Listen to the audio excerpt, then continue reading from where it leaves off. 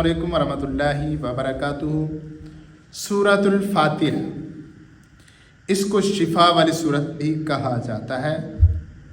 और मेरे भाइयों दोस्तों, ये सूरतुल फातिहा ये बंदे और रब के दरमियान एक हम कलाम होने का नाम भी है।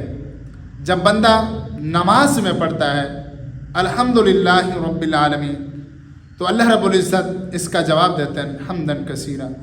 और इसके बाद अर्रहमानिर रहीम मालिक यौमिद्दीन, इसका अल्लाह रब्बुल इज़्ज़त जवाब देते हैं। और ये अल्लाह से मांगने का बराह रास्त एक ख़ास ज़रिया है। क्या मतलब कि जब बंदा नमाज पढ़ता है, तो मेरी बात समझें कि जब नमाज पढ़ते हैं तो उस वक्त उलमाए कराम ये फरमाते हैं कि नमाज को आहिस्ता और स्लो पढ़ें, क्योंकि अल्लाह रब्बुल इज़्ज़त आप अल्हम्दुलिल्लाह रब्बिल आलमीन कहते हैं तो अल्लाह रब्बुल इज़्ज़त जवाब देते हैं। फिर उसके बाद आप पढ़ते हैं अर्रहमानिर रहीम मालिक यौमिद्दीन, अल्लाह रब्बुल इज़्ज़त जवाब देते हैं। तो ये अल्लाह से मांगने का एक बराह रास्त ज़रिया भी है। और इसके साथ साथ ये वो सूरत है जो सबसे पहले मुकम्मल नाजिल हुई। बाकी सूरतें आई कुरान बिस्मिल रब्बिस नाजिल हुई पहले, लेकिन जो मुकम्मल नाजिल हुई वो क्या है? सूरतुल फातिहा। और इसके बाद इस सूरत को वो फरिश्ते आसमान से लेकर आया है जो ज़मीन पर पहले कभी नहीं आए थे। जो ज़मीन पर पहले कभी नहीं आए थे वो फरिश्ते इस सूरत को लेकर हाजिर हुए।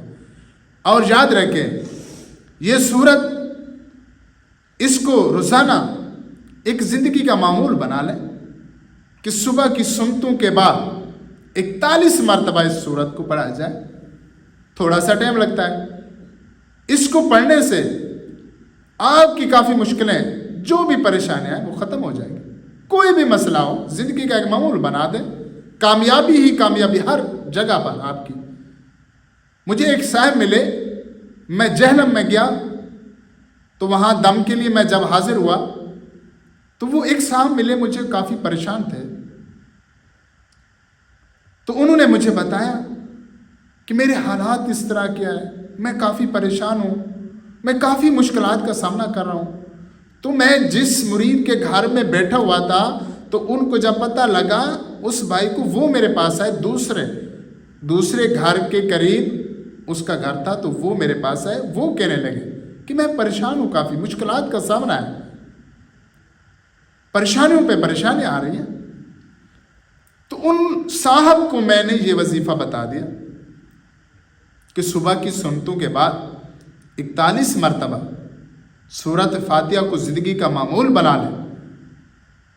और उसके बाद आप देखें कि आपके हालात बेहतर कैसे होते हैं, आपकी ज़िंदगी में तब्दीलियाँ कैसे आते हैं। तो मैं गारंटी से कहता हूँ, यकीन से कहता हूँ कि आज भी वो साहब मुझसे राब्ते में है और जो भी काम करता है मुझसे राब्ता करके वो काम करता है। कोई मशवरा होना हो, मुझसे ही राब्ता करता है और कहता है जी कारी साहब, आपने जो वजीफ़ा बताया है वो उसकी वजह से मैं अल्हम्दुलिल्लाह हर कदम पर जो मेरी परेशानियां थी वो ख़त्म हो गई और हर जगह पर मैं कामयाब हो रहा हूँ। तो मैं आपको भी ये वजीफ़ा बताने लगा हूँ कि सूरतुल फातिहा पहले ज़माने में लोग इसको जादू के लिए इस्तेमाल करते थे, और कभी किसी का कोई मसला होता सूरतुल फातिहा को पढ़ते थे। सहाबा कराम के दौर में सहाबा कराम खुद इस अमल को करते थे। और मैं आपको कहता हूँ, इसके ऊपर यकीन करें, आपको कोई भी मसला हो, कोई भी परेशानी हो, सूरतुल फातिहा का मामूल बना लें, ज़िंदगी का अगर मामूल बना लें, तो मैं गारंटी से कहता हूँ आप किसी कोने में भी नाकाम नहीं होंगे, बल्कि आप कामयाब ही कामयाब होंगे। तो मेरी दुआ है कि अल्लाह रब्बुल इज़्ज़त हर भाई दोस्त को, हर मेरी माँ बहन को हर हिसाब से कामयाबियाँ अता फरमाए और हर वो मुश्किलें आसान कर दे जिनकी वजह से वो काफ़ी परेशान है। तो ये सूरतुल फातिहा का ये अमल लाजमी करें। आपकी ज़िंदगी का कोई भी मसला है तो इसको पढ़ने से آپ کا مسئلہ ضرور حل ہو جائے گا. یقین ہو، اعتماد ہو. قرآن ایسی لاریب کتاب ہے جس کو بیان کرنا بہت ہی مشکل ہے. اور سورۃ الفاتحہ اگر اس کی فضیلتیں بیان کی جائیں تو میں کہتا ہوں کہ ورق ختم ہو جائیں گے، سیاہ ختم ہو جائیں گی، لکھتے لکھتے عمر گزر جائے گی، لیکن اس کی فضیلتوں تک کوئی نہیں پہنچ سکتا. یہ سورۃ الفاتحہ کی بہت بڑی فضیلت ہے. ویسے بھی یہ بہت زیادہ کتابوں میں لکھا ہے کہ بہت زیادہ پڑھی جانے والی سورت. ہر نماز میں ہر بندہ اس کو پڑھ رہا ہے، چھوٹے چھوٹے بچوں کو یاد ہے. تو یہ میرے بھائیو دوستو عمل ضرور کرنا ہے. یہ آپ کے لیے ایک تحفہ ہے اور آپ کے لیے یہ بہت بڑا ایک ہتھیار ہے.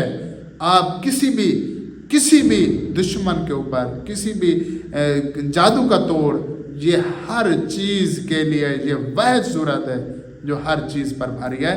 تو میں دعا کرتا ہوں اللہ رب العزت ہم سب کو حلال رزق عطا فرمائے، ہر قسم کی پریشانی سے محفوظ فرمائے. وما علینا الا البلاغ المبین.